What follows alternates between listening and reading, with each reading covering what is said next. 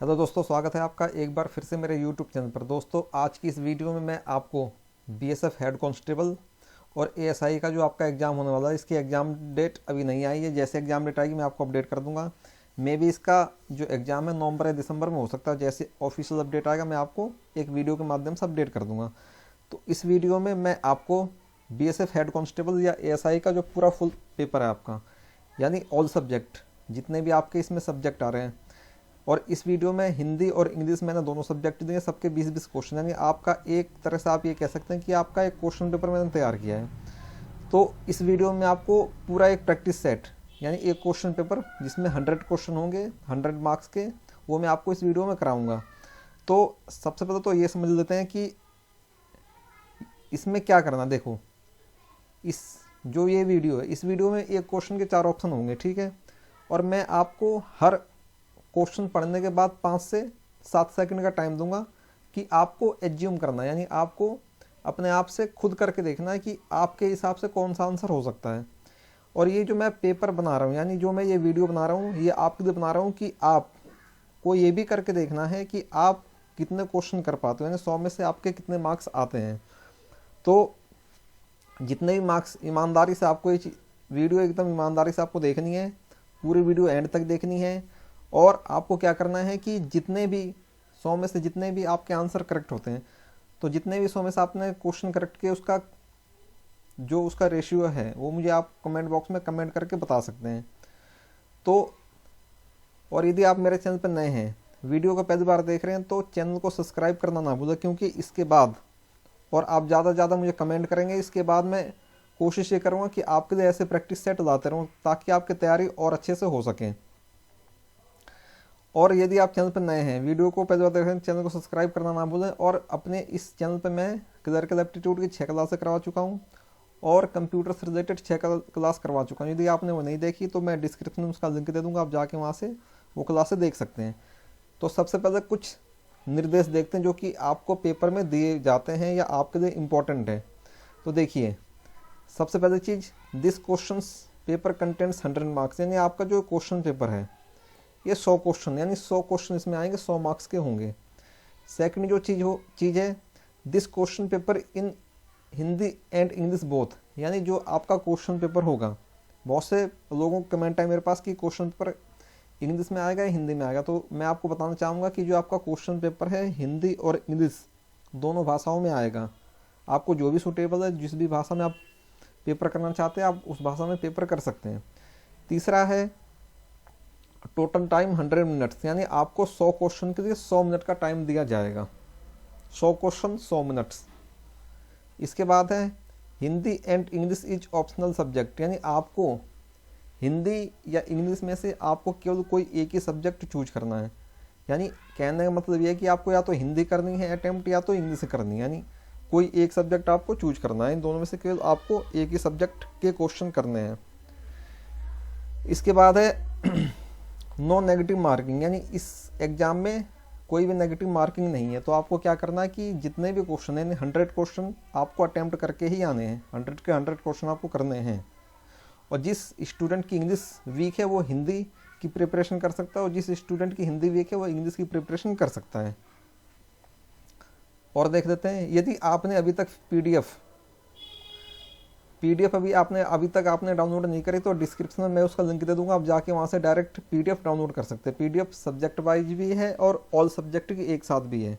तो डिस्क्रिप्शन में उसका लिंक आपको मिल जाएगा, आप जाके वहाँ से इजीली पीडीएफ डाउनलोड कर सकते हैं। तो चलिए आइए वीडियो करते हैं स्टार्ट और देखते हैं आज का जो सबसे पहला सेक्शन है वो कौन सा है। तो सबसे पहला क्वेश्चन दोस्तों हमारा है कंप्यूटर के क्वेश्चन है, कंप्यूटर क्वेश्चन। तो पहला क्वेश्चन हमसे पूछा गया, कंप्यूटर का आविष्कारक कौन है। आपको 5 सेकंड का टाइम दे रहा हूँ मैं, आपको खुद एज्यूम करना इसका आंसर क्या हो सकता है। तो कंप्यूटर का आविष्कारक कौन है। तो दोस्तों इस क्वेश्चन का करेक्ट आंसर है ऑप्शन नंबर सी है, चार्ल्स बेबेज। कंप्यूटर का आविष्कारक कौन है, चार्ल्स बेबेज। चलते हैं नेक्स्ट क्वेश्चन की ओर। सबसे पहला कंप्यूटर का नाम क्या था, यानी भारत का जो सबसे पहला कंप्यूटर था, भारत का सॉरी, जो सबसे पहला कंप्यूटर था इसका क्या नाम था। 5 सेकंड का टाइम।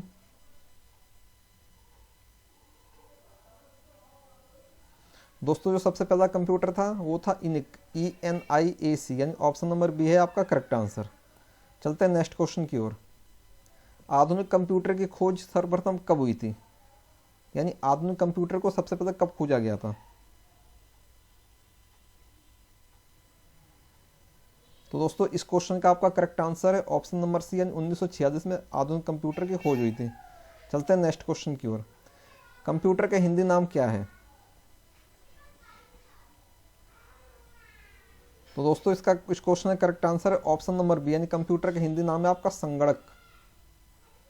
चलते हैं नेक्स्ट क्वेश्चन की ओर।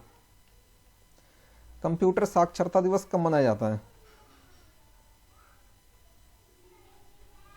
तो दोस्तों कंप्यूटर साक्षरता दिवस आपका मनाया जाता है 2 दिसंबर को, यानी ऑप्शन नंबर डी है आपका करेक्ट आंसर। चलते हैं नेक्स्ट क्वेश्चन की ओर। सीपीयू का पूर्ण रूप क्या है, यानी सीपीयू की फुल फॉर्म क्या है?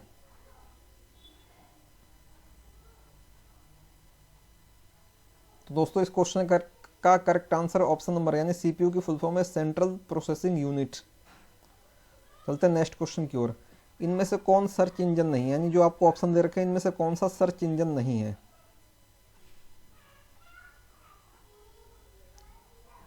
तो दोस्तों इस क्वेश्चन का करेक्ट आंसर आपका ऑप्शन नंबर डी, यानी वोल्फ्राम अल्फा, यानी ये एक सर्च इंजन नहीं, बाकी आपका गूगल, याहू और बैडू ये क्या है, सर्च इंजन है। चलते हैं दोस्तों नेक्स्ट क्वेश्चन की ओर। 1 किलोबाइट कितने बाइट के बराबर होता है, यानी जो आपका 1 KB होता है वो कितने बाइट्स के बराबर होता है? तो दोस्तों इस क्वेश्चन का करेक्ट आंसर आपका ऑप्शन नंबर ए, यानी 1024 बाइट के बराबर होता है। जो आपका 1 KB होता है वो 1024 बाइट के बराबर होता है। चलते हैं नेक्स्ट क्वेश्चन की ओर। इसमें हमसे पूछा है 1 मेगाबाइट यानी 1 MB कितने बाइट के बराबर होता है? सॉरी ये बाइट नहीं है आपका KB, यानी एक जो MB होता है कितने KB के बराबर होता है? दोस्तों इस क्वेश्चन का correct answer option number A, यानी 1024 KB के बराबर, यानी जो आपका 1 MB होता है 1024 KB के बराबर होता है। चलते हैं नेक्स्ट क्वेश्चन की ओर। कंप्यूटर में प्रयुक्त IC चिप बनते हैं, यानी कंप्यूटर में जो आपके IC चिप लगे होते हैं वो किस धातु से बनते हैं? तो दोस्तों इस क्वेश्चन का करेक्ट आंसर आपका ऑप्शन नंबर डी, यानी सिलिकॉन से। किस धातु से बनाए जाते हैं? आपके सिलिकॉन से बनाए जाते हैं। चलते हैं नेक्स्ट क्वेश्चन की ओर। इंटरनेट के पते में पद HTTP का सही विस्तृत रूप क्या है, यानी HTTP की हमसे फुल फॉर्म पूछ रखी है कि HTTP की फुल फॉर्म क्या होती है? दोस्तों इस क्वेश्चन का जो आपका करेक्ट आंसर ये है आपका option number D, hyper text transfer protocol. Most important question है, बहुत बार एग्जाम में आ चुका है। चलते हैं नेक्स्ट क्वेश्चन की ओर। किसी कंप्यूटर के प्रोग्राम में बच्चों द्वारा प्रयुक्त भाषा प्राय कौन सी होती है, यानी कोई कंप्यूटर का जो प्रोग्रामिंग होती है उसमें जो बच्चों के लिए भाषा यूज में की जाती है, कौन सी भाषा यूज की जाती है? दोस्तों इस क्वेश्चन का जो आपका करेक्ट आंसर है वो आपका ऑप्शन नंबर सी, यानी लोगो। लोगो जो भाषा होती है बच्चों के लिए यूज की जाती है। चलते हैं नेक्स्ट क्वेश्चन की ओर। एक सुवाहा निजी कंप्यूटर जो आपकी गोद में रखने लायक छोटा सा होता क्या कहलाता है, यानी एक ऐसा छोटा सा कंप्यूटर जो आप अपनी गोद में रख सकते हैं, उसे यहाँ से वहाँ कहीं भी ले जा सकते हैं, उस कंप्यूटर को क्या कहते हैं? तो दोस्तों इस क्वेश्चन का करेक्ट आंसर आपका ऑप्शन नंबर बी, यानी नोटबुक कंप्यूटर। चलते हैं नेक्स्ट क्वेश्चन की ओर। निम्नलिखित में से ऑप्टिकल मेमोरी है। हमसे पूछा गया इस क्वेश्चन में कि जो हमें ऑप्शन दे रखा है उसमें से ऑप्टिकल मेमोरी कौन सी है? तो दोस्तों इस क्वेश्चन का आपका करेक्ट आंसर है ऑप्शन नंबर सी, यानी CD रोम। CD की फुल फॉर्म क्या होती है? Compact disc. रोम की फुल फॉर्म क्या होती है? Read only memory. ये भी आपको याद रखनी है। रैम की फुल फॉर्म क्या होती है? Random access memory. ये मोस्ट इंपोर्टेंट क्वेश्चन है तीनों। नेक्स्ट क्वेश्चन हमारा कंप्यूटर द्वारा प्रोड्यूस्ड किया गया परिणाम है, यानी कंप्यूटर जो परिणाम प्रोड्यूस करता है उसे क्या कहते हैं? तो दोस्तों इस क्वेश्चन का आपका करेक्ट आंसर है ऑप्शन नंबर सी, यानी आउटपुट। कंप्यूटर जो डेटा प्रोड्यूस करता है उसे क्या कहते हैं? उसे कहते हैं आउटपुट। नेक्स्ट है हमारा इनपुट का आउटपुट में रूपांतरण कैसे किया जाता है, इनपुट का आउटपुट में ट्रांसफर कैसे किया जाता है या किसके द्वारा किया जाता है? इसमें हमसे पूछा कि इनपुट का आउटपुट में रूपांतरण किसके द्वारा किया जाता है। तो दोस्तों इस क्वेश्चन का आपका correct answer option number B यानी सीपीयू द्वारा। सीपीयू की फुल फॉर्म क्या होती है? Central processing unit. नेक्स्ट है आपका रोस्टेड डेटा को कहते हैं, यानी जो आपका रोस्टेड डेटा जो होता है उसे क्या कहते हैं? तो दोस्तों इस क्वेश्चन का आपका correct answer option number B यानी प्रोसेस कहते हैं इसे। जो भी मैं आपको क्वेश्चन करा रहा हूँ इसका जो आपका एग्जाम का लेवल होगा, एग्जाम का लेवल इससे थोड़ा सा टफ या इजी हो सकता है। चलते हैं नेक्स्ट क्वेश्चन की ओर। नेक्स्ट हमसे पूछा है सीपीयू का मुख्य घटक है, सीपीयू का मुख्य घटक क्या है? तो दोस्तों इस क्वेश्चन का आपका correct answer option number D यानी ये सभी। ये सभी का मतलब है सीपीयू का मुख्य घटक है आपका कंट्रोल यूनिट भी है, मुख्य घटक है, मेमोरी भी है, अर्थमेटिक लॉजिक यूनिट यानी अर्थमेटिक लॉजिक यूनिट ये होता है एएलयू। आपके पेपर में क्वेश्चन ये पूछा जा चुका है। एएलयू की फुल फॉर्म क्या होती है? Arithmetic logic unit. चलते हैं नेक्स्ट क्वेश्चन की ओर जो कि कंप्यूटर के सेक्शन का लास्ट क्वेश्चन है। प्रमुख मेमोरी किसके समन्वय से कार्य करती है? यानी जो आपकी मेमोरी होती है किसके समन्वय से कार्य करती है? तो दोस्तों इस क्वेश्चन का जो आपका करेक्ट आंसर है दोस्तों वो है आपका ऑप्शन नंबर डी यानी सीपीयू यानी सेंट्रल प्रोसेसिंग यूनिट के समन्वय से काम करती है। अब जो हमारा दूसरा सेक्शन है दोस्तों ये है हिंदी, और आपके पास ये ऑप्शन पेपर में होगा कि आप हिंदी या इंग्लिश में से कोई भी आपको एक लैंग्वेज सेलेक्ट करनी है, यानी दोनों में से आपको केवल एक ही सेक्शन करना है। तो ये हिंदी है और उसके बाद इंग्लिश का सेक्शन भी आएगा। तो हिंदी में देखिए हमसे क्या पूछा गया, दो वर्णों के मेल से होने वाले विकार को कहते हैं, यानी जब दो वर्ण मिलते हैं उसके मेल से जो विकार बनता है उसे क्या कहते हैं? तो दोस्तों इस क्वेश्चन का आपका करेक्ट आंसर ऑप्शन नंबर यानी उसे कहते हैं संधि। चलते हैं नेक्स्ट क्वेश्चन की ओर। संधि कितने प्रकार के होते हैं? हमसे पूछा है संधि कितने प्रकार के होते हैं। तो दोस्तों इस क्वेश्चन का आपका correct answer option number C यानी तीन। संधि तीन प्रकार की होती है। सदैव में प्रयुक्त संधि का नाम है, यानी जो सदैव शब्द है इसमें जो संधि यूज की गई है उस संधि कौन सी है? तो दोस्तों इस क्वेश्चन का correct answer option number B यानी स्वर संधि है इसमें। चलते हैं नेक्स्ट क्वेश्चन की ओर। इनमें कौन सा स्वर संधि का उदाहरण है? यानी जो हमें ऑप्शंस दे रखे इसमें कौन सा स्वर संधि का उदाहरण है? संयोग, मनोहर, नमस्कार या पवन? तो दोस्तों इस क्वेश्चन का correct answer option number D यानी पवन। पवन क्या है? पवन एक स्वर संधि है। नेक्स्ट क्वेश्चन हमसे पूछा इत्यादि का सही संधि विच्छेद होगा। मोस्ट इंपोर्टेंट क्वेश्चन, ये वही क्वेश्चन मैंने दिए हैं इस क्वेश्चन पेपर में जो कि एग्जाम्स में रिपीट हुए हैं, जो कि एग्जाम्स में किसी भी एग्जाम में बार बार पूछे जाते हैं, चाहे आपका बीएसएफ हो, सीआईएसएफ हो, इस टाइप के जो भी एग्जाम जिसमें हिंदी आती है उनसे ये क्वेश्चन उठाए मैंने। और यही वो क्वेश्चन है जो कि आपके एग्जाम में रिपीटेड, यदि आप एक तैयारी कर रहे हैं तो आपको देखिए एक तो आपको बेसिक से तैयारी करनी होती है, दूसरी तैयारी आपको करनी होती है जितने भी प्रीवियस ईयर पेपर आपको मिल जाते हैं हिंदी के, इंग्लिश के, वो सारे प्रीवियस ईयर पेपर आपको पढ़ने होते हैं, क्योंकि वहाँ से क्वेश्चन आने की जो संभावना 70 से 80% होती है। तो हमसे इस क्वेश्चन में पूछा इत्यादि का सही संधि विच्छेद क्या है? दोस्तों इस क्वेश्चन का करेक्ट आंसर आपका ऑप्शन नंबर डी यानी इति प्लस आदि। यानी इति प्लस आदि को आप मिलाओगे तो ये क्या बनेगा? ये बनेगा आपका इत्यादि। चलते हैं नेक्स्ट क्वेश्चन की ओर। पृथ्वी कौन सा शब्द है? अब हमसे ये पूछा है पृथ्वी कौन सा शब्द है? ये तत्सम शब्द है, तद्भव शब्द है, देशज शब्द है या इनमें से कोई नहीं? तो दोस्तों क्वेश्चन नंबर 6 का आपका आंसर है ऑप्शन नंबर ए, यानी पृथ्वी कौन सा शब्द है आपका? तत्सम, तद्भव और देशज, एक होता है विदेशी। ये 4-5 तरह के शब्द होते हैं। तो जो पृथ्वी हमारा ये क्या है? ये एक तत्सम शब्द है। चलते हैं नेक्स्ट क्वेश्चन की ओर। भाषा के लिखित रूप में बात बताते हैं, यानी जो भाषा का लिखित रूप है इसमें बात को कैसे बताते हैं? तो सीधा से इसका आंसर है कैसे, यानी लिखकर ही बताएंगे।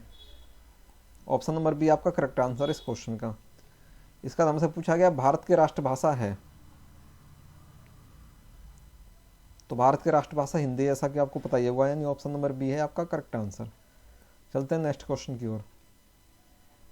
व्याकरण भाषा के बताता है, यानी व्याकरण भाषा को बताता है, यानी व्याकरण भाषा के किस रूप को बताता है? नियम को बताता है, काम को बताता है, या काम या नियम दोनों को बताता है, या इनमें से कोई नहीं? तो दोस्तों जो आपका व्याकरण होता है ये भाषा के नियम को बताता है, यानी जो भी हिंदी भाषा के नियम है उसे व्याकरण क्या करता है, उसे बताता है, यानी नियमों के अनुसार ही आपको चलना होता है। चलते हैं नेक्स्ट क्वेश्चन की ओर। नेक्स्ट हमसे पूछा है पुष्प कौन सा शब्द है, यानी जो आपका पुष्प होता है, पुष्प माने फूल, यानी पुष्प जो है ये कौन सा शब्द है? तत्सम शब्द है, तद्भव शब्द है, देशज शब्द है, या विदेशज शब्द है? तो दोस्तों जो आपका पुष्प होता है ये होता है आपका तत्सम शब्द, यानी ऑप्शन नंबर ए है आपका करेक्ट आंसर। चलते हैं नेक्स्ट क्वेश्चन की ओर। ऊ बड़ा ऊ के उच्चारण स्थान है, यानी जो आपका छोटा ऊ है और बड़ा ऊ, इसके उच्चारण स्थान क्या है? दंत है, कंठ है, ओष्ठ है, या होठों है? तो दोस्तों इस क्वेश्चन का आपका correct answer option number D यानी होठों। जो इसका उच्चारण किया जाता है ये होठों से इसका उच्चारण किया जाता है। चलते हैं नेक्स्ट क्वेश्चन की ओर। ए, ओ और ओ कौन सा स्वर है, यानी जो हमें ये दे रखे हैं ये कौन सा स्वर है? ह्रस्व स्वर है, दीर्घ स्वर है, संयुक्त स्वर है, या इनमें से कोई नहीं? तो दोस्तों इस क्वेश्चन का आपका correct answer option number C यानी संयुक्त स्वर है। चलते हैं नेक्स्ट क्वेश्चन की ओर। मात्राएं कितने प्रकार की होती हैं? 2 प्रकार की, 3 प्रकार की, 5 प्रकार की, या 7 प्रकार की? तो दोस्तों इस क्वेश्चन का करेक्ट आंसर आपका ऑप्शन नंबर बी, मात्राएं आपकी 3 प्रकार की होती हैं। चलते हैं नेक्स्ट क्वेश्चन की ओर। हिंदी में व्यंजन वर्णों की संख्या कितनी है, यानी हिंदी में जो व्यंजन होते हैं वो यानी वर्ण होते हैं 2 तरह, स्वर और व्यंजन। तो हमसे पूछा है व्यंजन की जो संख्या वो कितनी है? तो दोस्तों इस क्वेश्चन का जो आपका करेक्ट आंसर है आपका ऑप्शन नंबर सी, यानी व्यंजन की संख्या कितनी है? 33। चलते हैं नेक्स्ट क्वेश्चन की ओर। कवरक का उच्चारण स्थान है, यानी कवरक का यदि आप उच्चारण करोगे तो कहाँ से करोगे? मूर्धा, दंत, ओष्ठ, या कंठ? तो दोस्तों इस क्वेश्चन का आपका correct answer option number D यानी कंठ से आप इसका उदाहरण करोगे और सॉरी उच्चारण करोगे। नेक्स्ट हमारा क्वेश्चन है पवर्ग का उच्चारण स्थान, यानी पवर्ग जो होता है इसका उच्चारण स्थान कहाँ से है? दंत से है, कंठ से है, ओष्ठ से, या मूर्धा से है? तो दोस्तों इस क्वेश्चन का आपका correct answer option number C यानी ओष्ठ। चलते हैं नेक्स्ट क्वेश्चन की ओर। अमृत शब्द पर्यायवाची है, यानी अमृत का पर्यायवाची शब्द कौन सा है? अमृत क्या होता है? यानी एक अमृत, यानी अमृत शब्द का पर्यायवाची शब्द हमसे पूछा कौन सा? पर्यायवाची यानी इससे समानता, पर्यायवाची का मतलब होता है समांतर या मिलता जुलता शब्द कौन सा है? ऑप्शन की बात करते हैं। ऑप्शन ए विष, ऑप्शन बी सुधा, ऑप्शन सी मधु, ऑप्शन नंबर डी आम्र। तो दोस्तों अमृत का जो पर्यायवाची शब्द ये आपका है ऑप्शन नंबर बी यानी सुधा। चलते हैं नेक्स्ट क्वेश्चन की ओर। पृथ्वी का पर्यायवाची शब्द है, यानी पृथ्वी के समांतर, यानी पृथ्वी का पर्यायवाची शब्द कौन सा है? रत्नागर्भा, हिरणागर्भा, वसुमती, या स्वर्गमयी? तो दोस्तों इस क्वेश्चन का आपका करेक्ट आंसर है ऑप्शन नंबर ए यानी रत्नागर्भा, पृथ्वी शब्द का पर्यायवाची शब्द है। चलते हैं नेक्स्ट क्वेश्चन की ओर। आलोक का विलोम शब्द क्या है, यानी आलोक का विलोम शब्द क्या है? अद्भुत, अज्ञात, अंधकार, या रात्रि? तो दोस्तों आलोक का जो विलोम शब्द है इसका अपोजिट वो क्या है? ऑप्शन नंबर सी यानी अंधकार। चलते हैं नेक्स्ट क्वेश्चन की ओर। समय की दृष्टि से अनुकूल, यह है अनेक शब्दों के लिए एक शब्द का क्वेश्चन। समय की दृष्टि से जो अनुकूल होता है उसे क्या कहते हैं? अनुकूल, समानुकूल, प्रतिकूल, या समयानुकूल? तो दोस्तों इस क्वेश्चन का करेक्ट आंसर है ऑप्शन नंबर डी यानी समयानुकूल, यानी जो समय की दृष्टि से अनुकूल होता है उसे कहते हैं समयानुकूल। यह आपका हिंदी का सेक्शन समाप्त होता है। अब जो आपका सेक्शन है ये आया आपका क्लरिकल एप्टीट्यूड। सबसे ज़्यादा जो कैंडिडेट को दिक्कत हो रही है वो क्लरिकल एप्टीट्यूड को सॉल्व करने में हो रही है।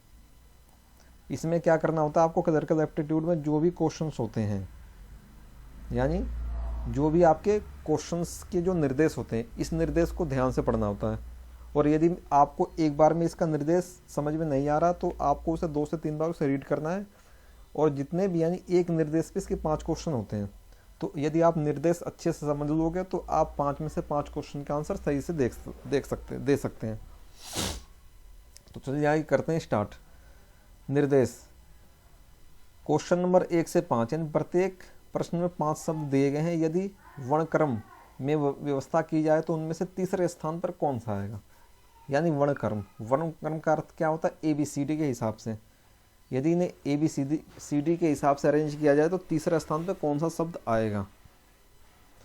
तो ऑप्शन देखिए, सबसे पहले इसमें कॉमन चीज़ें देखते हैं, जैसे NI यहाँ भी, NI यहाँ भी, NI यहाँ भी, NI यहाँ भी। अब इसके बाद क्या है, T है, M है, O है, R है। तो जो इसमें M है, M क्या होता है, T से पैदा आता है, O से पैदा आता है, R से पैदा आता है। जो M है आपका, जो ये वर्ड है, ये आएगा आपका पहले स्थान पे। इसके बाद आपका आता है, इसके बाद आएगा आपका ये O, ये आएगा आप दूसरे स्थान पे। और इसके बाद जो आपका तीसरा स्थान पे जो आपका शब्द आएगा वो कौन सा आएगा। अब R और T में कंफ्यूजन है।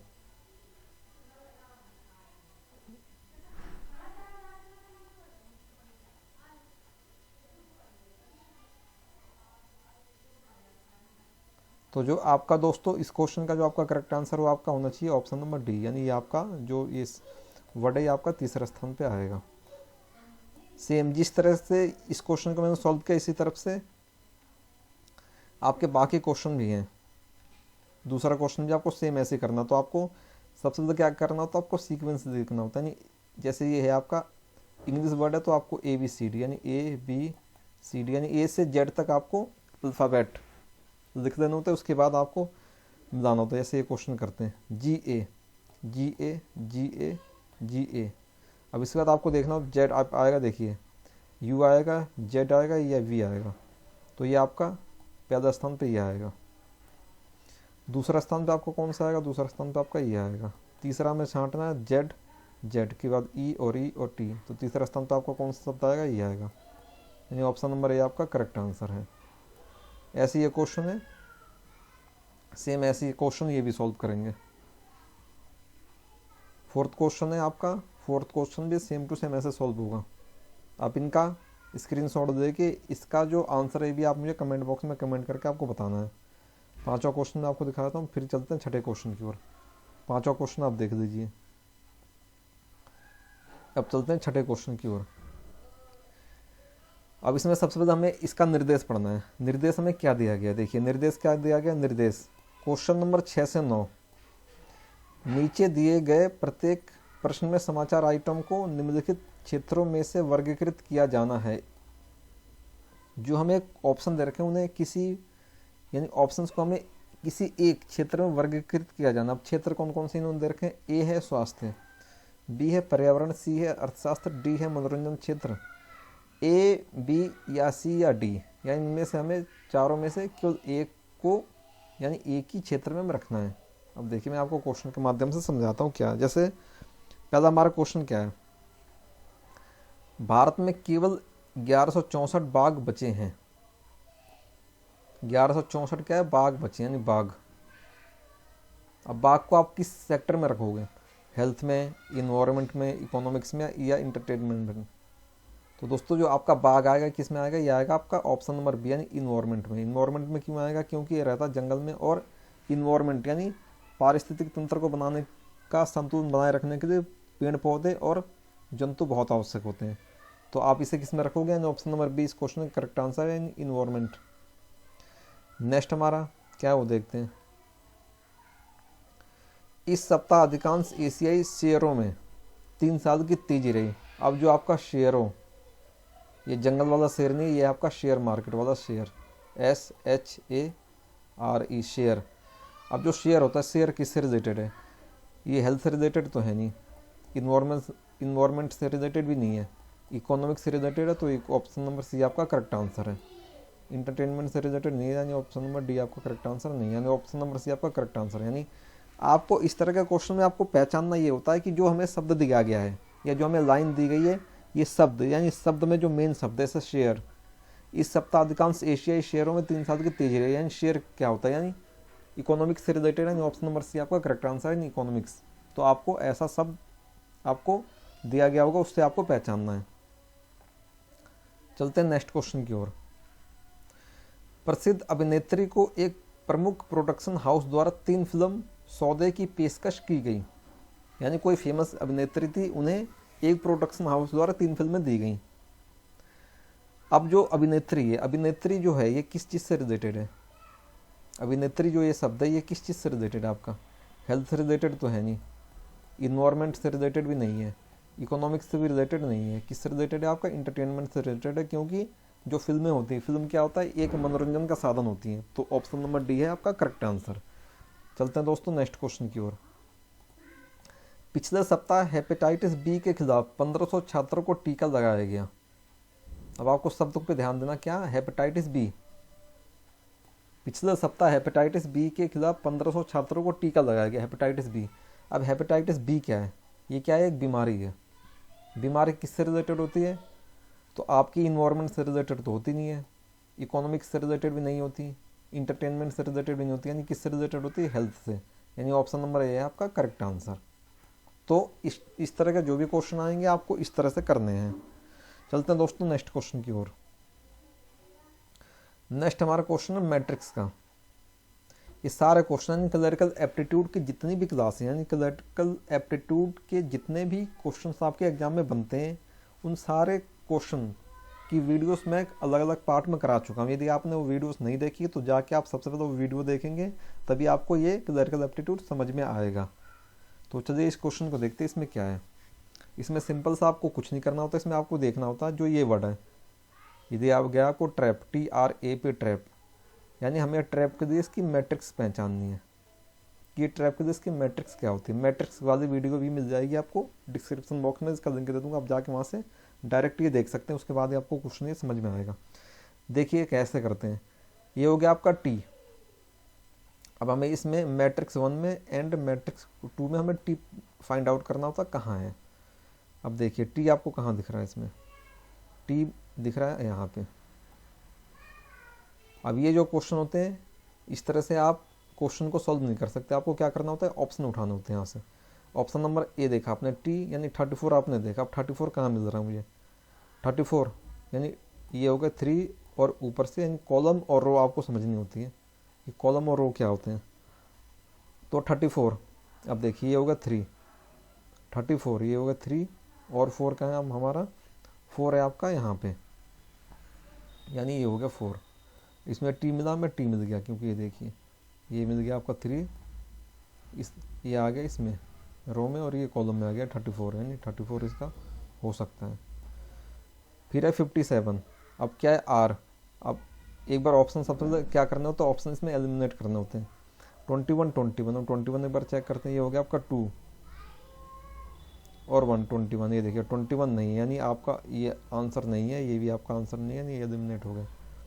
34 34 57 57 13 13 और 56 और 58। ये देखिए ऑप्शन नंबर ए और ऑप्शन नंबर डी में ये तीनों जो डिजिट है कॉमन है। 34 भी कॉमन है, 57 भी और 13 भी कॉमन है। इसमें देखिए 37 57 और 13 कॉमन है। इसमें ये डिफरेंट है 56 एंड 58। अब इसका पी में हम देखें 56, तो हमें फाइंड आउट करना है 56। ये रहा आपका 5 और 6 का है पी, यानी 56। ये आपका मिल गया 56, यानी इस क्वेश्चन का करेक्ट आंसर कहाँ है, क्या है? यानी ऑप्शन नंबर ए है इस क्वेश्चन का करेक्ट आंसर। चलते हैं दोस्तों नेक्स्ट क्वेश्चन की ओर। नेक्स्ट क्वेश्चन में सेम आपका वही है, मैट्रिक्स है। इसको भी आपको क्या करना है? ऑप्शन को एलिमिनेट करके आप इसका आंसर निकाल सकते हैं, जैसे मैंने उस ऊपर वाला क्वेश्चन का आंसर निकाला। चलिए इसे भी मैं आपको सॉल्व करके बता देता हूँ। TREAT treat. अब हमें क्या करना है? सबसे ज़्यादा हमें ऑप्शन देखने होते हैं 30 13 13। अब देखिए ये है 30 यानी 3 और 0, ठीक है 30 करेक्ट। ये भी हो सकता है ऑप्शन नंबर, ये भी हो सकता है, ये भी हो सकता है। उसका हमें देखना 13, 1 और 3 13, यानी यहाँ पे T नहीं, यानी ये आपका आंसर नहीं हो सकता, ये भी आपका आंसर नहीं हो सकता। अब ए या डी में से आपका कोई भी एक आंसर होना चाहिए। अब इसमें कॉमन चीज़ें देखें क्या क्या कॉमन है। देखिए 30 और 30 कॉमन है, 41 और 01 है यहाँ पे। तो एक बार 41 को चेक करते हैं आर की जगह, यानी 41, ये रहा 41 यानी 4 और 1, 41 यानी हमें चाहिए आर, यानी ये आपका ऑप्शन गलत है, यानी ये नहीं चाहिए। यानी ये आपका जो इस क्वेश्चन का करेक्ट आंसर है, आपका ऑप्शन नंबर डी है आपका करेक्ट आंसर। तो दोस्तों इस तरह के क्वेश्चन आपको ऐसा करना होता है। चलते हैं नेक्स्ट क्वेश्चन की ओर। अब देखिए ये भी मोस्ट इंपॉर्टेंट क्वेश्चन, ये भी आपके एग्जाम में ऐसे क्वेश्चन बहुत आते हैं। अब देखिए सबसे ज़्यादा इसमें निर्देश पढ़ते हैं। निर्देश क्या है इसका? प्रश्न संख्या 12 से 16 के लिए, यानी क्वेश्चन नंबर 12 से 16 के लिए कॉपी की तुलना उसके मूल से करें। यानी जो हमें दो स्टेटमेंट, इस तरफ के जो क्वेश्चन होते हैं दोस्तों, इसमें हमें दो स्टेटमेंट दी जाती है। एक तो आपको दी जाती है ओरिजिनल स्टेटमेंट, दूसरी आपको दी जाती है कॉपी स्टेटमेंट। और हमें ओरिजिनल स्टेटमेंट से कॉपी स्टेटमेंट को मैच करना होता है, और मैच करके हमें ये फाइंड आउट करना होता है कि जो कॉपी स्टेटमेंट है उसमें कितनी मिस्टेक है। यानी ओरिजिनल जो हमें स्टेटमेंट दी गई उसके जो वर्ड हैं, यानी उसके जो शब्द हैं, और कॉपीबद्ध किए गए जो शब्द हैं, तो दोनों में से कितने शब्द मैच नहीं करते, यानी कितने शब्द गलत हैं या गलत उन्हें कॉपी पेस्ट किया गया है। तो चलिए मैं आपको ये क्वेश्चन करके बताता हूँ, तभी आपके समझ में आएगा। और यदि आपने क्लर्कल एप्टीट्यूड के रेगुलर क्लासेस यदि आपने देखी हैं तो आपके क्वेश्चन ईजिली समझ में आएगा। यदि नहीं देखी तो आप जाके वो क्लासेस देख सकते हैं। तो ये है आपकी ओरिजिनल स्टेटमेंट, दूसरी है आपकी कॉपी स्टेटमेंट।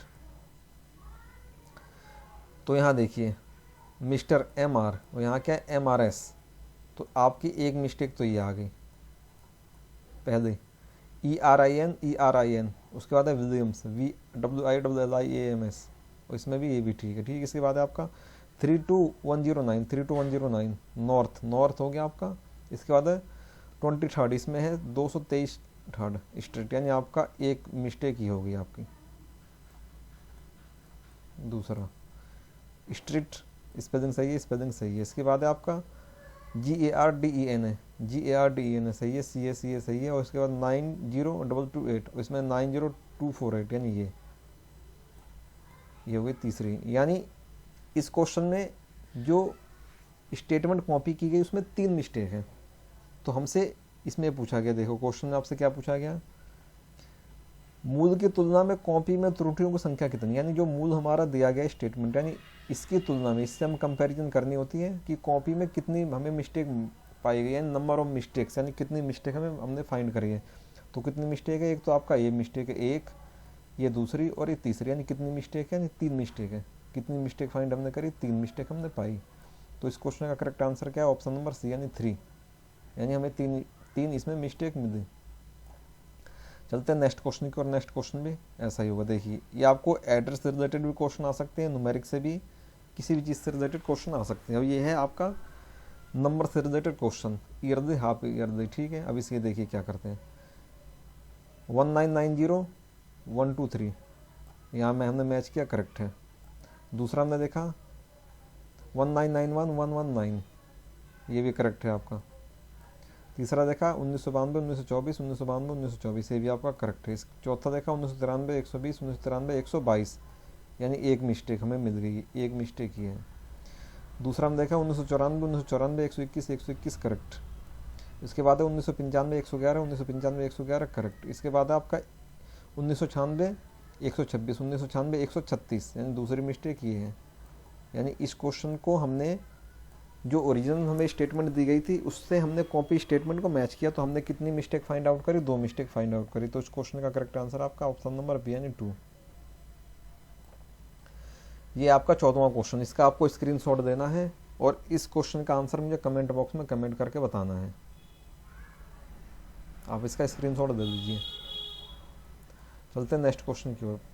नेक्स्ट क्वेश्चन भी ऐसा, इसका भी आप स्क्रीनशॉट दे दीजिए। ये आपका 15वां क्वेश्चन। अब चलते हैं नेक्स्ट क्वेश्चन की ओर।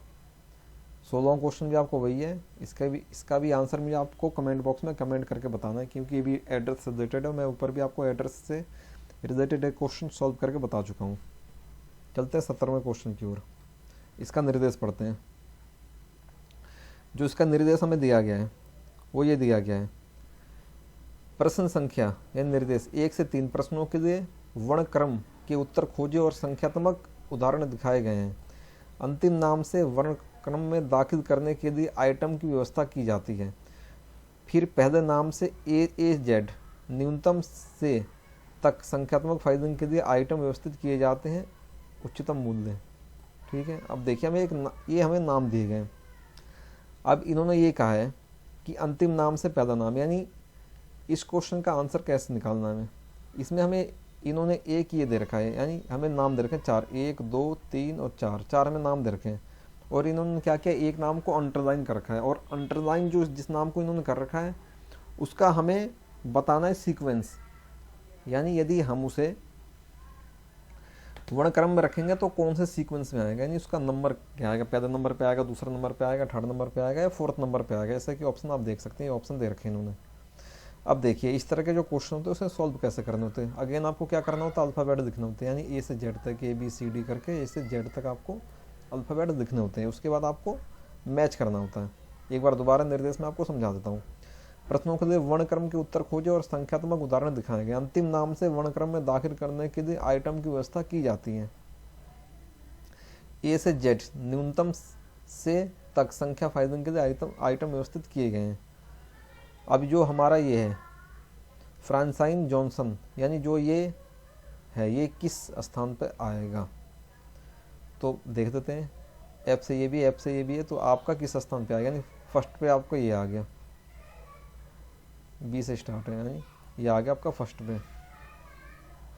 तो जो इस क्वेश्चन में आपको करना है वो क्या करना है, जो इन्होंने ये कह रखा है कि जो दूसरा आपको शब्द दिया गया, यानी ये वाला, यानी जोस्टिन, ये आपका जोस्टिन है, और यहाँ भी जॉनसन है, और यहाँ है आपका जोन्स है, एंड यहाँ आपका जोस्टन है। ठीक है, तो हमें जो इन्हें सीक्वेंस जो इनका लगाना है वो सेकंड नाम के हिसाब से लगाना है हमें। यानी जो हमारा फर्स्ट नेम है, यानी जैसे है ब्रायन, BRIN, ब्रायन, यानी ब्रायन, ये हमें नहीं देखना, इसमें हमें ये नहीं देखना, इसमें इन देखना, और उसके हिसाब से जो अंडरलाइन वर्ड था कौन सा था, वो ये था, तो हमें इसमें देखना है। तो इसमें हम कैसे फाइंड आउट करेंगे, जैसे JOSTEN, JOS, तो JOH, JON और JOH। अब इसमें हमें देखना क्या है, क्योंकि इससे, यानी आप इसे कट कर दीजिए, क्योंकि हमें केवल इसको फाइंड करना कौन सा स्थान पर आएगा। तो हमें 2 स्थान आपके मिल चुके हैं, JOS और JON। तो JOH पैदा आता है और H इसमें पैदा आता है, यानी वर्णक्रम से आप देखेंगे तो H पैदा आता है आपका, यहाँ भी H पैदा आएगा। तो HNS के बाद T है, यहाँ पे O है, तो जो आपका जो ये वाला शब्द है, S के बाद यहाँ T है और यहाँ O है, तो जो आपका ये जो शब्द है ये आपका पैदा स्थान पे आएगा ना। ऑप्शन नंबर ए है आपका करेक्ट आंसर। चलते हैं नेक्स्ट क्वेश्चन की ओर। नेक्स्ट क्वेश्चन का स्क्रीनशॉट आपको देना और इसका सेम टू सेम मुझे कमेंट बॉक्स में कमेंट करके इसका आंसर बताना है। इसमें जो आपका अंडरलाइन वर्ड है वो है आपका जॉन मार्क्स। नेक्स्ट आपका क्वेश्चन है ये। अब इस तरह के क्वेश्चन देखते हैं क्या होता है इसमें। देखिए इसका जो निर्देश है वो पढ़ देते हैं। आपको शब्दों की 4 पंक्ति दी गई है, प्रत्येक पंक्ति में समान शब्द हैं, यानी शब्द समान का मतलब है बराबर शब्द हैं, ये कह रहा है, जो एक भिन्न क्रम में प्रदर्शित होते हैं, यानी जो अलग अलग क्रम में, यानी जो इनका सीक्वेंस है ये आगे पीछे हो रखा है। केवल एक पंक्ति में सभी शब्द तरीके से लिखे यानी वर्तनी किए गए, यानी इनमें यानी 4 पंक्ति में से केवल एक ऐसी लाइन है जिसमें हमें एक सीक्वेंस से शब्द लिखे गए हैं। आपको शीघ्रता से यह निर्धारित करना है कि शब्दों कौन सी पंक्ति सही, यानी हमें इस क्वेश्चन में ये देखना है कि कौन सा जो सीक्वेंस है आपका, यानी चारों सीक्वेंस में से कौन से पंक्ति यानी कौन सी लाइन में हमें सीक्वेंस एकदम करेक्ट दिया गया अल्फ़ाबेट ऑर्डर के हिसाब से, तो वही आपका आंसर होगा। तो इसमें आप देख देते हैं। देखिए सबसे पहले आपको क्या चेक करना, BEG, BEL, BEG, और ये आपका सीक्वेंस बिगड़ गया क्योंकि जो BEG है और BEG ये दोनों एक साथ आने चाहिए थे।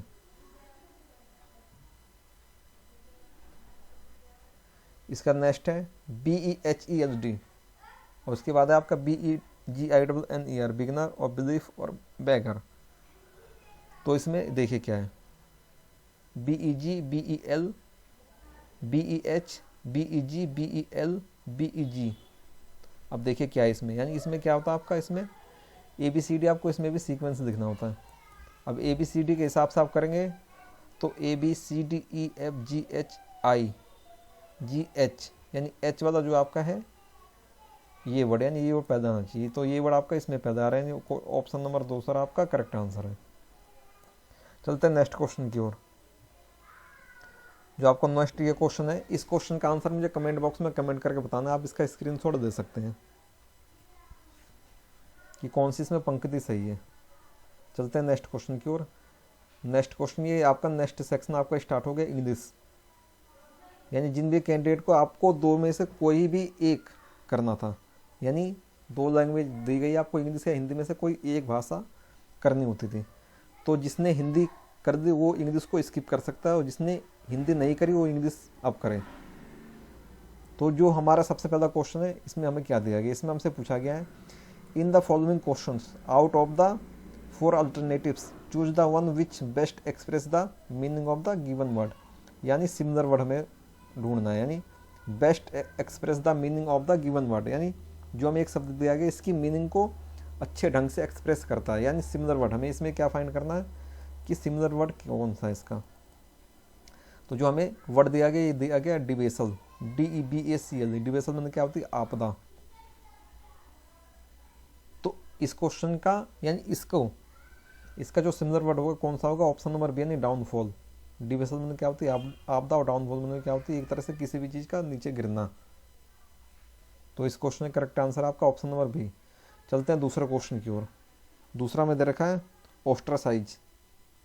तो ओस्ट्रासाइज जो शब्द होता है, इसका जो सिमिलर वर्ड होता है ये कौन सा होता है, बेनिस, यानी ऑप्शन नंबर ए है आपका करेक्ट आंसर। चलते हैं थर्ड क्वेश्चन की ओर। थर्ड क्वेश्चन हमें क्या दे रखा है, प्रोपर्टिक। तो प्रोपर्टिक जो होता है, इसका जो सिमिलर वर्ड होता है ये होता है आपका ऑप्शन नंबर सी, यानी ऑप्शन नंबर सी आपका करेक्ट आंसर है। चलते हैं नेक्स्ट क्वेश्चन की ओर। ये आपका है कॉडल। कॉडल का जो आपका सिमिलर वर्ड होता है ये क्या होता है, इसका जो सिमिलर वर्ड होता है यह होता है आपका ऑप्शन नंबर बी, यानी सेटिस्फाई, यानी किसी भी चीज़ से आप संतुष्ट होना उसे कहते हैं कॉडल या सेटिस्फाई। अब जो नेक्स्ट में दे रखा है, ये देर क्या हमसे पूछा, choose the word opposite in the meaning of the given word, यानी हमें इसमें अपोजिट वर्ड इसका फाइंड आउट करना है। अब हमें क्या दे रखा, कॉर्डियल। कॉर्डियल की जो मीनिंग होती है, इसकी मीनिंग होती है मित्रता, यानी फ्रेंडली। तो कॉर्डियल की मीनिंग होती है फ्रेंडली, मित्रता। तो इसका अपोजिट वर्ड क्या होगा, यानी ऑप्शन नंबर डी, यानी हॉस्टाइल। हॉस्टाइल मतलब क्या होता है, शत्रु, यानी एक आदमी दूसरे आदमी का दुश्मन होता है उसे क्या कहते हैं, शत्रु।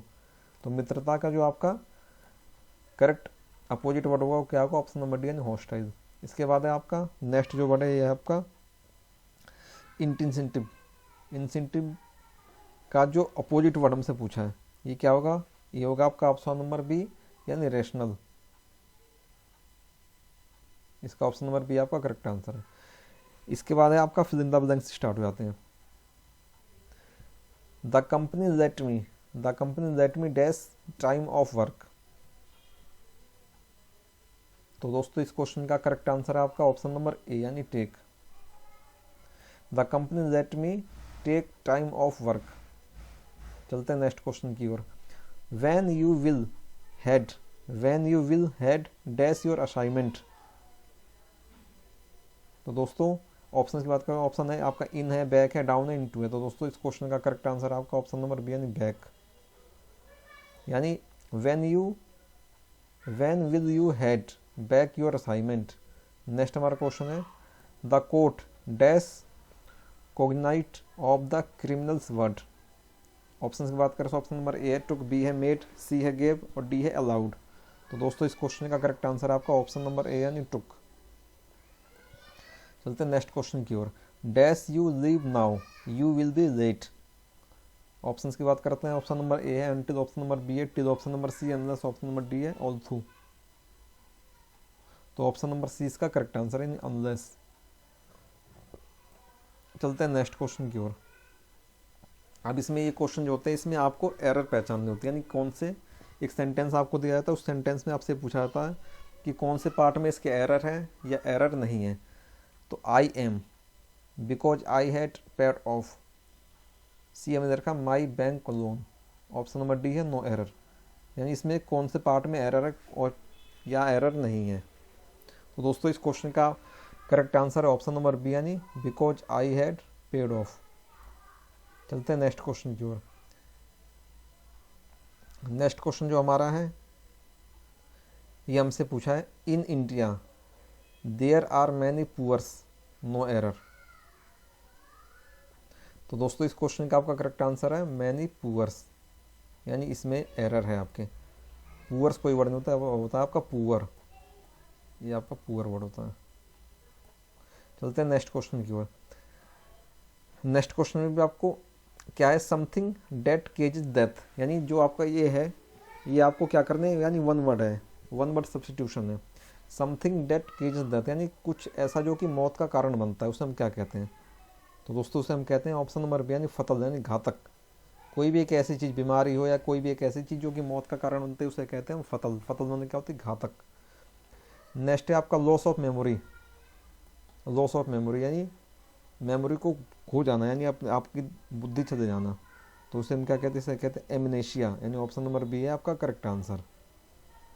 चलते हैं नेक्स्ट क्वेश्चन की ओर। A raised place on which offering to a god are made.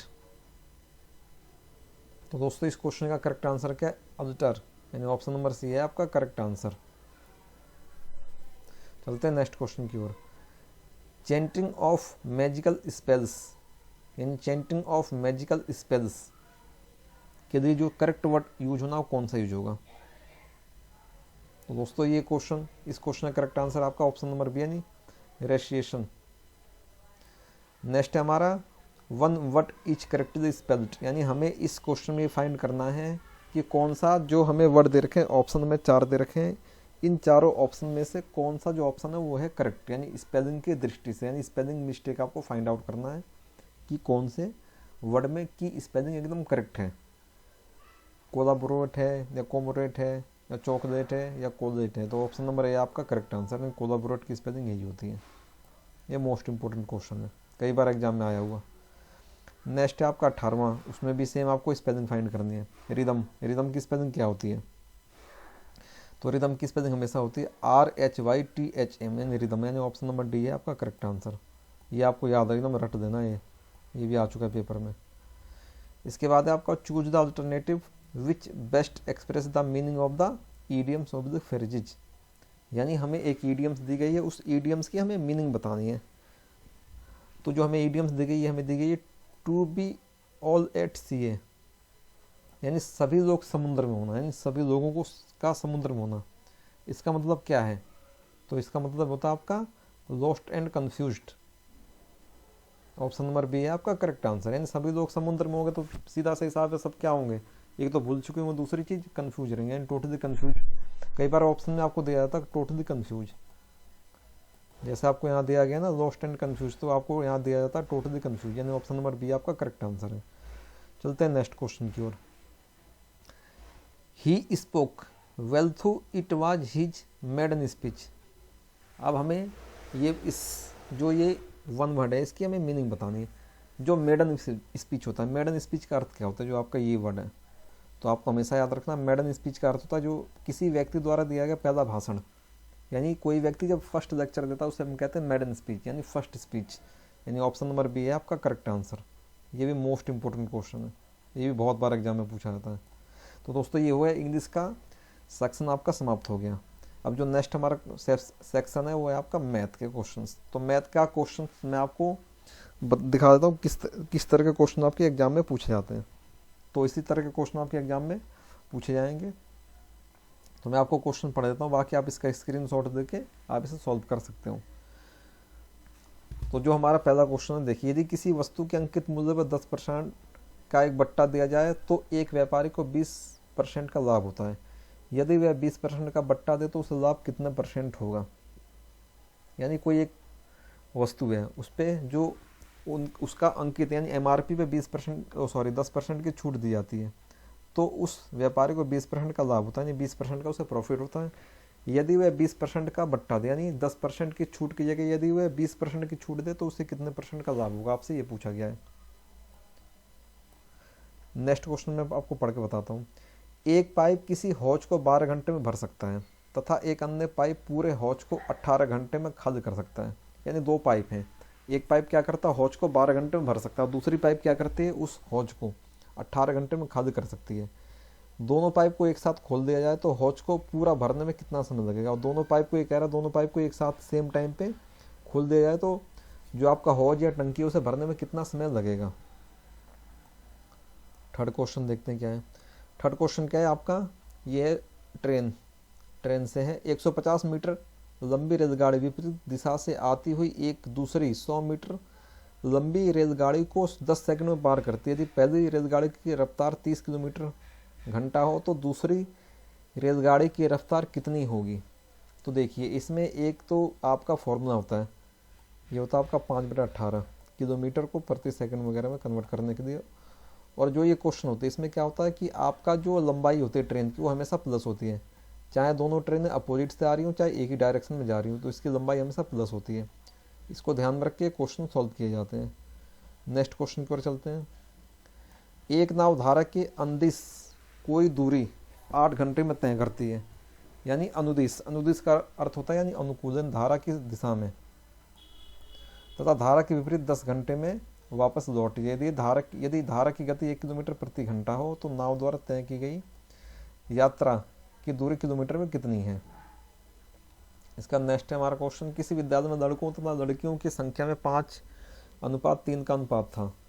5:7 के अनुपात में कुछ नए लड़के तथा लड़कियां विद्यालय में भर्ती किए गए। इससे विद्यालय में विद्यार्थियों की कुल संख्या 1200 हो गई तथा लड़कों तथा लड़कियों की संख्याओं का अनुपात इतना परिवर्तित हो गया तो नई भर्ती से पहले विद्यालय में विद्यार्थियों की संख्या कितनी थी। ये ऑप्शन देख सकते हैं आपके, ऑप्शन सी है। इसके बाद ये आपका क्वेश्चन है मिश्रण से यानी मिक्सचर से। किसी मिश्रण में शराब तथा पानी का इतने कितने अनुपात में मिश्रण है, यदि 3 लीटर इसमें मिलाया जाए। तो ये जो क्वेश्चन है ना, इस क्वेश्चन का डायरेक्ट एक फॉर्मूला होता है, इस फॉर्मूला के थ्रू डायरेक्ट हो जाता है। इसके बाद है आपका किसी परीक्षा में 80% उम्मीदवार अंग्रेजी में, 85% गणित में और इतने हैं तो विषय में अनुत्तीर्ण विद्यार्थियों की संख्या क्या थी। इसका भी डायरेक्ट इसकी ट्रिक होती है। इसके बाद है आपका ये आपका साधारण व्यास से क्वेश्चन, यानी जो भी मैंने आपको इस वीडियो में जो मैं आपको क्वेश्चन करा रहा हूँ इसी टाइप के क्वेश्चन आपके एग्जाम में आते हैं। उसके बाद आपका ये है क्वेश्चन जो है ये बट्टे से रिलेटेड है। 10%, 20% या 30% के इतने बट्टे दे गए तो किस बट्टे का समतुल्य होगा। ये क्या होता है, ये ऐसे करना होता है इसका 90 इंटू में 20 का अर्थ होता है 80%। 80 बटे में 100 हो गया आपका 30 का, यानी 70 बटे में 30 हो गया। और इसको बाकी इनको एक दूसरे से कट करके आंसर आ जाता है इसका। इसके बाद आपका 290 और 660 का महत्तम समापवर्तक 10 का लघुत्तम, यानी HCF एंड LCM से क्वेश्चन है आपका। नेक्स्ट क्वेश्चन आपका राम की आय मोहन की आय से 25% अधिक है तो इसकी आय से कितने परसेंट कम है। ये ऐसा होता है 75% आपने दे दिया, इसके नीचे आपने 100 रख दिया और इसका गुणा कर दिया आपने इससे। इसकी जितनी अधिक होगी यानी इसकी आय से इतनी अधिक है तो आपका 125 बटे में 100। इस टाइप से क्वेश्चन होता है, इसकी डायरेक्ट ट्रिक होती है इसकी भी। अमित किसी काम का 1/2 भाग 7 दिनों में कर सकता है, इसी काम का इतना भाग ये कर सकता है, दोनों मिलकर इस काम को पूरा करेंगे। यानी time and work most important question है। यानी आपके पेपर में जो क्वेश्चन आते हैं ना, ये इसका लेवल ऐसा ही होता है और सारे क्वेश्चन आपके अर्थमेटिक से आते हैं। एडवांस मैथ पे क्वेश्चन आपके एग्जाम में नहीं आएंगे। यदि आता है तो क्वेश्चन ऐसे आएगा कि एक त्रिभुज के 2 कोणों का मान दे दिया जाता है, आपसे तीसरे कोण का मान पूछा जाता है। या तो आपको एक चतुर्भुज का दे दिया या एक आयत का दे दिया और उसके चौथे कोण का मान पूछते हैं। इस टाइप के क्वेश्चन आपके एडवांस मैथ से अगर आने होंगे तो एक आध आ सकते हैं, अदरवाइज नहीं आते कभी। इसके बाद है आपका ये हो गया आपका घन और क्षेत्र यानी क्षेत्रफल से क्वेश्चन। उसके बाद है आपका ये हो गया साझा यानी पार्टनरशिप से आपको क्वेश्चन इस तरह से आते हैं। बाकी ये बट्टा से अगेन क्वेश्चन आया हुआ है। ये अंकित मूल्य पर है, 20% छूट देने विक्रय मूल्य नहीं। ये आपका प्रॉफिट एंड लॉस। इसके बाद हो गया आपका परसेंटेज, ये मोस्ट इंपॉर्टेंट चैप्टर हर एग्जाम के लिए। इसके बाद हो गया आपका एवरेज यानी औसत से इस तरह के क्वेश्चन आते हैं, आप देख लीजिए। 10 व्यक्तियों की औसत आयु में 3 वर्ष की वृद्धि होती है, उनमें से इतने के स्थान पर आ जाते हैं तो नए लोगों की औसत आयु कितनी होगी। 8 व्यक्तियों का एक समूह है, इसमें इतना है। इसका इस तरह क्वेश्चन आते हैं। इतना भी किसी कार्य को 12 दिन में समाप्त कर सकते हैं, उन्होंने 5 दिन तक साथ में कार्य किया, इसके बाद एक शेष बचा कार्य 14 दिन में समाप्त करेगा, एक अकेला कितने दिन में करेगा। इसके बाद है आपका 20वां क्वेश्चन। 120 और 400 50 का लघुत्तम समापवर्तक यानी एलसीएम आपसे पूछा, एलसीएम क्या होना चाहिए। ये क्वेश्चन, ये सेक्शन आपका समाप्त होगा। नेक्स्ट सेक्शन आपका रीजनिंग का, जो कि इस वीडियो का या इस क्वेश्चन पेपर का लास्ट सेक्शन है। निम्नलिखित विकल्पों में से कौन सा विकल्प नीचे दिए गए शब्दों का सार्थक क्रम दर्शाएगा। परिवार, समुदाय, सदस्य, इलाका, देश। तो सबसे पहले क्या होता है दोस्तों, ये आएगा सदस्य आपका, इन 3 से स्टार्ट, सारे 3 से स्टार्ट है। तो आपको क्या करना होता है, क्वेश्चन इसके आंसर जो ऑप्शन है, ऑप्शन आपको एलिमिनेट करने होते हैं। ये देखिए 4 4 और 2 2, ठीक है। अब इसके बाद क्या है, आपका सदस्य हो गया, परिवार हो गया, परिवार से क्या बनता है आपका समुदाय यानी दूसरा, यानी ये आपका आंसर नहीं हो सकता, ये भी आपका आंसर नहीं हो सकता। उससे क्या बनता है इलाका, यानी आपका ऑप्शन नंबर दूसरा आपका, ये आंसर आपका करेक्ट है। उसके बाद हो गया निम्नलिखित शब्दों को शब्दकोश के अनुसार क्रम में रखें, यानी वही सीक्वेंस वाइज ABCD उसके हिसाब से आपको रखने हैं। ये 5 आपको शब्द दिए गए हैं। नेक्स्ट क्वेश्चन हमारा है, दी गई अक्षर श्रृंखला के खाद्य स्थान को समूह रखने पर निम्नलिखित में कौन सा अक्षर उसे पूरा करेगा। तो इसमें आपको क्या करना होता है, ये देखिए इस क्वेश्चन में आपको क्या करना होता है, जो भी ऑप्शन दिया गया ना, ये ऑप्शन आपको यहाँ से उठाए, यहाँ से इसमें पुट करके आपको देख देना होता है। जब सीक्वेंस आपको सही बनेगा, इनके जोड़े बनते हैं, ए के 3 बन गए, यहाँ भी 3 बने, फिर इसके बाद भी इस टाइप के, तो जो इसमें फिट बैठता है आपको एक एक ऑप्शन उठा के यहाँ पुट कर देना, जो भी इसमें फिट बैठता है वो आपका आंसर होता है। इसके बाद है आपका निर्देश, प्रश्न संख्या 4 5, निम्नलिखित श्रेणी में लुप्त अक्षर संख्या आकृति दिए गए विकल्पों में से ज्ञात कीजिए। यानी इसमें आपको देखना होता नंबर A से R, फिर यहाँ से C, फिर S, फिर E, फिर T और G, इसके बाद कौन सा आएगा सीक्वेंस। सेम नंबर एक में होता है 0 से 4, 4 से 18, 18 से 48 हो गया, यहाँ क्या आएगा, इसके बाद ये है। तो इसमें क्या होता है, जो न्यूमेरिकल क्वेश्चन होता है इसमें आपको या तो मल्टीप्लाई होगा, या तो डिवाइड होगा, या तो ऐड होता है, या तो क्यूब होगा, या तो आपका घन वगैरह होता है।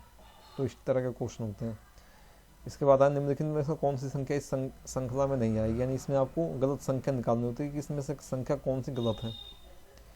इसके बाद है आपका 5 लड़के यानी ABCD एक पंक्ति में बैठे हुए हैं, आपका अरेंजमेंट वाला क्वेश्चन है। हमेशा इनका जो मुख रहेगा ये आपका दक्षिण दिशा की ओर होता है, यानी इस साइड को होता है, तभी आपका सही सीक्वेंस आएगा, हमेशा इस साइड को होगा। इसके बाद मनीष का क्रम ऊपर से इतना है और नीचे से इतना, कक्षा में कुल कितने छात्र हैं। तो एक बंदा 2 जगह तो बैठ नहीं सकता, तो ये इसे ऐड वगैरह करके इसका भी डायरेक्ट होता है n+ करके एक फॉर्मूला होता है, इससे ये डायरेक्ट इसका सॉल्व हो जाता है। नेक्स्ट क्वेश्चन है, लंबा छोटा है, तो इसमें आपको इस तरह के जो चिन्ह होते हैं, जैसे ये हो गया A B से बड़ा है, तो आपका जैसे A हो गया B से बड़ा, तो ये हो गया B आपका, ये हो गया A, तो A के साइड इसका मुंह खुला रहेगा, क्योंकि A से बड़ा क्या है B से बड़ा A है। और ये आपका छोटी नदी है, इससे छोटे बड़े क्वेश्चन में आपको जो ये वाला साइन है, ये वाला साइन आपको यूज करना होता है, क्योंकि इससे आप फटाफट आंसर दे पाएंगे। इसके बाद है आपका बगल में बैठी एक महिला को देखकर, ये आपके ब्लड रिलेशन होता है। इसमें थोड़ा सा टाइम आपका कंज्यूम होता है, क्योंकि थोड़ा सोचने में टाइम लगता है इस क्वेश्चन में, और प्रैक्टिस है, ये आपकी बहुत अच्छी प्रैक्टिस है, तो आप इसे 5 सेकंड के अंदर सॉल्व कर सकते हैं। जैसे वह मेरी पत्नी के पति की बहन है, तो क्या संबंध है महिला का मित्र। इसका सेम वही क्वेश्चन, एक लड़के का परिचय देते हुए एक लड़की कहती है वह मेरी माँ के भाई की बहन का बेटा है, लड़का लड़की से किस प्रकार संबंधित है। नेक्स्ट हमारा A और B एक विवाहित युगल है, C और B इस भाई इसका किससे संबंधित है, उसका आधार होता है ये वाला क्वेश्चन आपका।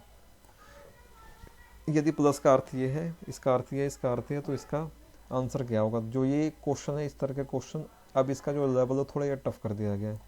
इसमें अब क्या करते हैं कि जो आपके साइन है ना, ये साइन ऑप्शन होते हैं आपके, और जो ये है ये सीक्वेंस तो आपका सेम रहेगा, लेकिन साइन जैसे यहाँ प्लस का साइन आपको दे दिया, ये माइनस का, उस आप में से इससे पूछा ये जाता है कि कौन से 2 चिन्हों को या कौन से 2 अक्षरों को बदलने पर जो समीकरण है ये संतुलित हो जाएगा। तो इस तरह के क्वेश्चन आपके एग्जाम में अब आते हैं। इसके बाद है आपका निम्नलिखित में से समूह, कि कौन सा इस समूह से अलग नहीं है। तो इस तरह के क्वेश्चन के लिए आपकी GK थोड़ी स्ट्रॉन्ग होनी चाहिए, क्योंकि तभी आप पहचान पाएंगे कि कौन सा इस समूह से नहीं है। क्योंकि कई बार क्या करते हैं, ये देशों के नाम दे देंगे, या राजधानियाँ दे देते हैं, या नदियों का नाम दे देंगे, या प्राइम मिनिस्टर का नाम दे दिया, उसमें एक राष्ट्रपति का नाम डाल दिया। इस तरह के क्वेश्चन आते हैं इसमें। सेम अगला क्वेश्चन वही है, इसमें आपका क्वेश्चन सीरीज से भी होते हैं, यानी नंबर से भी होते हैं, अल्फ़ाबेट से भी होते हैं, और बाकी आपके GK क्वेश्चन भी होते हैं इसमें। नीचे दिए गए शब्दों को वर्णमाला क्रम में सजाया जाता था उस शब्द को ज्ञात कीजिए जो वर्णमाला या शब्दकोश में तीसरे स्थान पर आएगा। ये सेम जैसे उसमें क्लरिकल एप्टीट्यूड में जो क्वेश्चन होते हैं उसी तरह क्वेश्चन आपके रीजनिंग में भी पूछे जाते हैं। तो ये हो गया। इसका इस तरह का क्वेश्चन मैं आपको कह रहा हूँ, जैसे देखिए भोपाल ये मध्य प्रदेश से संबंधित है, भुवनेश्वर ये किससे संबंधित है, उड़ीसा से संबंधित, यानी ऑप्शन नंबर बी आपका करेक्ट आंसर है। तो इस तरह का क्वेश्चन के लिए आपके जो जीके है ना, जीके का जो आपका सेक्शन है ये थोड़ा स्ट्रॉन्ग होना चाहिए, तभी आप इस तरह का क्वेश्चन कर पाएंगे।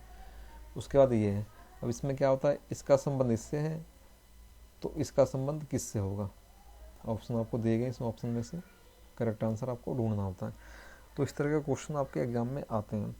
तो दोस्तों इस वीडियो में मैंने आपको जो आपका बीएसएफ हेड कांस्टेबल या एएसआई का जो आपका एग्जाम होने वाला है उसका जो पूरा फुल पेपर वो मैंने आपको करा दिया ऑल सब्जेक्ट के साथ। यदि आपको वीडियो पसंद आती है दोस्तों वीडियो को ज़्यादा से ज़्यादा लाइक करें और अपने दोस्तों के साथ शेयर करें। और एक बार मैं आपको फिर बता दूं कि यदि आपको पीडीएफ डाउनलोड करनी है तो डिस्क्रिप्शन में उसका लिंक है, आप जाके वहाँ से पीडीएफ डाउनलोड कर सकते हैं। सारी पीडीएफ आपको सब्जेक्ट वाइज भी मिलेंगी एंड आपको ऑल सब्जेक्ट की एक पीडीएफ भी मिलेगी कंबाइंड। तो लिंक डिस्क्रिप्शन में आप जाके वहाँ से पीडीएफ डाउनलोड कर सकते हैं।